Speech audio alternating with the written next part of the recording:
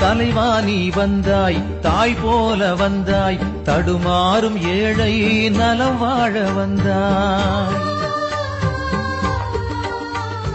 புதல்வா உன் பாதை பூக்காடு அல்ல, பல பாம்பு புற்றை களமாடி வென்றாய். ஆகாயம் கூட அடியோடு வீழும், ஆனாலும் நம் சொந்தம் வாழும். ஏழைகள் எல்லாம் பசியாரும் சோற்றில் திருமாவே உன் வாசம் வீசும். ஒரு நாளும் அகலாது நாம் கொண்ட பாசம், போராளி தலைவன் தான் எங்கள் திருமா, பூவாள பறவைதான் எங்கள் திருமா. தாய் பாசம் வைத்தானே கண்ணோரமா, நம் தாய் வேறு இவன் வேறு என்றாகுமா?